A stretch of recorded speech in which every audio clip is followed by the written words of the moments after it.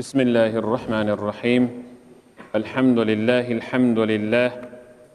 الحمد لله وكفى والصلاة والسلام على نبي المصطفى وعلى آله وصحبه ومن اختفى أما بعد السلام عليكم ورحمة الله وبركاته.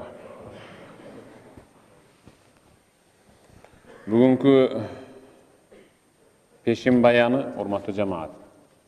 Ma yardahullah ve ma yakrah. Bizden jasagan nerseleribizden Allah razı bolgan amaldar, anan Allah jek görüp jaman көргөн amaldar.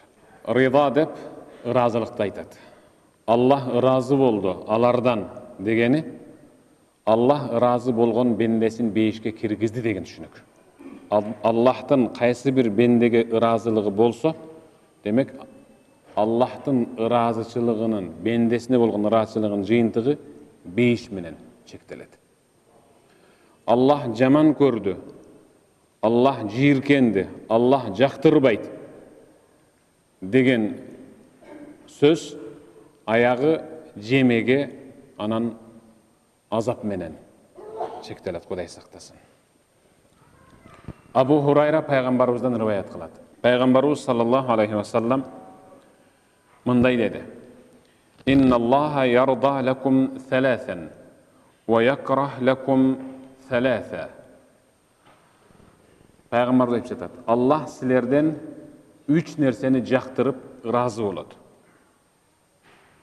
Sizlerden dagil oşonda ile 3 nersege ayabay açusu gelip, qarı tögülüp, narazı boladı. Jaktırbaydı, jaman göröt деген түшүнүк. Биздин жасаган иштердин ичинен Allah jaktırgan 3 iş. Fayarda lakum, razı bolup jaktırat sizlerden en ta'buduhu ve la tushriku bihi şey'a. En ta'buduhu, Allah Taalaga kulçuluk kılıp ibadat kılışыңар керек. Ve la tushriku bihi şey'a, kımınday da nerseni şerik koşpay. Kımınday da nerseni şerik koşpay ibadat kılışыңар керек. Allah bizdin jasagan işlerimizden en birinci jaktırgan uşul. Kebirler var, 5 vakit namaz okuydu. Misali 5 namazını okuydu, çıgarı menen arganday göz açıkka barışı mümkün. Muna ol mintip atat ko, tigin atat ko dep mayda şirkтерге кетип калышы mümkün.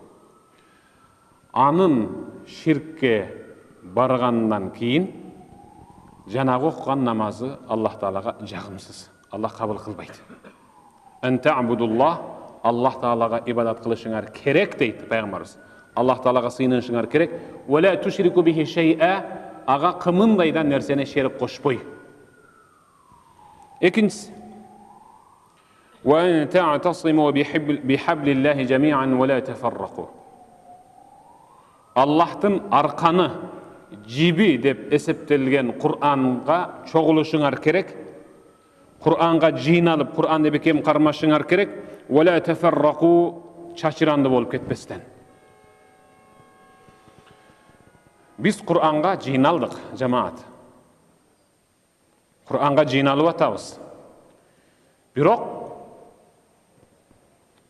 Allah jana anın elçisi Peygamberimiz talap kılıp buyurganday jıynalgan jokpuz. Bir meçitte namaz okuyubuz, daro çaçırandı bolabız. Bir meçitte namaz okup, biri-birimizi jek görüp okuyubuz. Bul Kur'an'a jıynalı emes. Biz cemaatga öyüzgө bölünüp atabız. Musulmanlar, namaz okuganlar.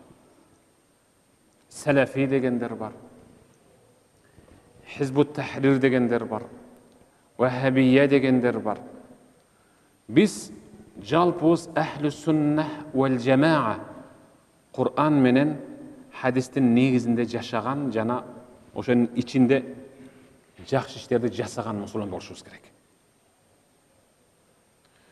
Allah'tın Kur'an'ına birigip atabız namaz okuganda. Birok namaz okup бүтүшүбүз менен çaçırandı bolup ketip baratабыз. Allah bizden bunu jaktırbaydı. Biz bir-biribizди ушунчалык жек көрүп атабыз. Эгерде bir-biribizди жек көргөндөй жаман иштерди жасап жүргөндөрдү жек көрсөк, же ислам дининин душманы болгон кайры диндерди бири-бирибизди мусулмандар бири-бирибизди жек көргөндө жек көрө турган болсок, ушуларды, анда биз ошол жек көргөндүбүзгө жараша дагы сооп алмакпыз. Биз мусулмандар бир мечитте отуруп салам бергенден кийин тингиси тиякта, бунусу биякта болуп бири-бирибизди жек көрүп атабыз. Бул биригүү эмес, бул чачыранды болуу, бөлүнүү. Аллах бизден муну жактырбай атат. Үчүнчүсү, وَأَنْ تَنَاصَحُوا مَنْ وَاللَّهُ اللَّهُ أَمْرَكُمْ. Аллах силердин ишиңерге, силерге жетекчи болуп, ким келсе башчы болуп, ага насаат айтып турууңарды жактырат. Ага насаат айткыла, жол көрсөтүп койгула. Бизде муноол үрп адат, каада, салт бар. Ушуга ылайыкташтырып сүйлөбөйсүзбү? Же болбосо биздин каада салтты муноосун четке кагып, же муноосун шарият кабыл алат экен, ушуну кубаттап сүйлөп бербейсизби деп. Танасаху, ага насаат айткыла. Ал насаат айтса, аны кыңк дебей уккула, эгерде ал Аллахтын Кур'аны жана пайгамбардын хадиси менен далил келтирип сүйлөп атса дейт. Аллах силерден ушул 3 нерсени жактырат. Жактыргандыгы, эгерде ушуну аткарсаңар деп атат. Кайсын аткарабыз? Кымындай шек келтирбей ибадат кылсак. Экинчиси, чачыранды болбой Кур'анга бириксек. Үчүнчүсү, бизге жетекчи болгонду уксак, жана ага кээде кеңеш берип турсак, ушул 3 нерсебиз Аллахка жагымдуу иш. Бул жагымдуу иштин аркасынан биз бейиштик боло алабыз деген түшүнүк. Кече биз ыйык Рамазан айда болуп көрбөгөндөй бириктик. Рамазан бүтүшү менен дагы эле тыркырап атабыз. Эми Аллах жактырбаган, кара төгүлгөн, жийиркенген, ачуусу келген, жаман көргөн 3 иш. Wa yakrah lakum. Аллах силерден жаман көрөт жасаган ишиңерди. Жийиркенет, ачуусу келет. Кайсыны?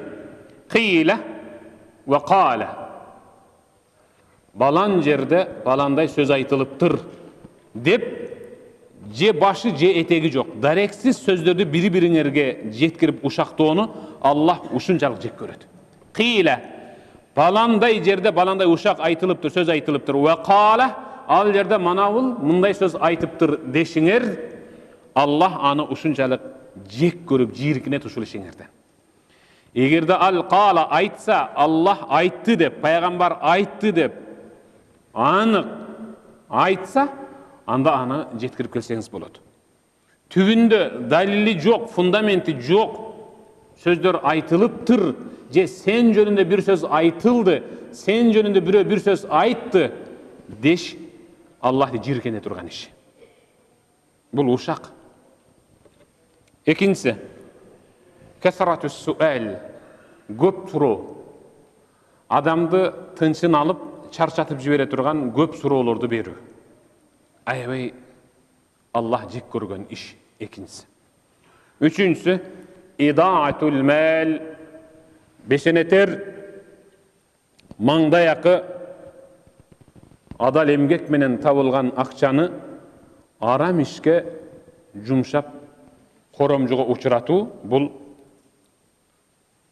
Аллах жек көргөн иштердин бири.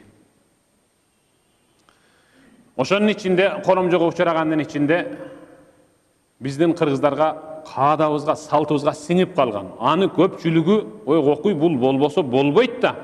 Бул маркумдун зыйнаты каякта калды деп, аны динге алып барып такаган адам көз жумулган күнү кородогу саап аткан уюн жыра тартып союп, аны элге сунуштап, анан эл эч нерсе болбогондой жеп кетиши, ушул Аллах эң жаман көрүп жийиркенген иштердин бири. Биздин эт жешибиз үчүн бирөө өлүш шартпы? Бирөө сөзсүз түрдө айылда бирөө өлүш керекпи май чайнаш үчүн? Аллах жек көрүп жийиркенген нерсе ушул. Кегиле жаштар ушундай нерседе мындай бири-бирибизди кубаттап, эртең үйлөйм деп аткан уулун, бүрсүгүнү турмушка чыгарам деп аткан кызын, ошол үйдөгү атанын же энинин, чоң эненин бирөөсүнүн кайтыш болушу менен үйлөнөм деген уулу менен турмушка чыгам деген кызы 1 жыл артка тартылып, экономикалык жактан ал ылдыйлап түшүп кетти. Уюн сойду, коюн сойду, казан күрүш тартты, бейшембили күн өткөрдү, 40-ын өткөрдү, жылдыгын өткөрдү, ашын өткөрдү. Бирок бирөөсү дагы Кур'анда же хадисте каралган эмес да. Бирөөсү да каралган эмес. Эгерде каралса айткыла, мына ол жерде мындай далил бар экен деп. Жөн гана ихсан колуңдан келсе, жөн эле бара жатып эле. Бир муктажга 1 сом берип, атамдын атынан же апамдын атынан болсун, же мечитке бир Кур'ан алып келип кой. Же бирөөнүн пайдалуу чыгармын деп аткан китебине жардам берип кой. Ошол атамдын атынан болсун. Мына ушул айылдагы жип тээп жүргөндөр дагы сиздин уюңуздун, өгүзүңүздүн, букаңыздын этин жеп атат. Ал эмне этке муктаж беле. Эгерде ушунчалык сойгуңуз келсе, анда жетимдер үйү бар, карыялар үйү бар, ооруканалар бар, бала бакчалар бар. Айылыңыздагы муктаж болгон социалдык жактан аз камсыз болгондор бар. Ошолорго апарып берсеңиз, анда соо тиймек. Минеке Аллах жек көргөн нерсени жасап атабыз. Аллах жек көргөн нерсени жасап, ошол жерде Кур'ан окутуп атабыз. Аллахтын сөзү болгон Кур'анды Аллах жек көргөн жерде окуп атабыз. Бул эмне деген шумдук. Кегеле ушуга бир түп көтөрүлүп, жаштар биз азыр. Мына мечиттин ичине кирсеңер, 99% жаштар десек деле жаңылышпайбыз да. Бирин экин гана аксакал көрүнөт шаарда. Биз колдоп кете алабыз. Biz түшүндүк жаштар, билимдүүбүз, окуй, пайда менен зыянды түшүндүк. Аллах жакшы көргөн нерсе менен жек көргөн нерсени айырмалай турган акылыбыз бар иншалла. Аткарабызбы? Амин. Аллахумма иннека афуун каримун тухиббул афва фа'фу анна я рахим ва би рахматика я архамар рахим. Аллаху акбар. Ассаламу алейкум.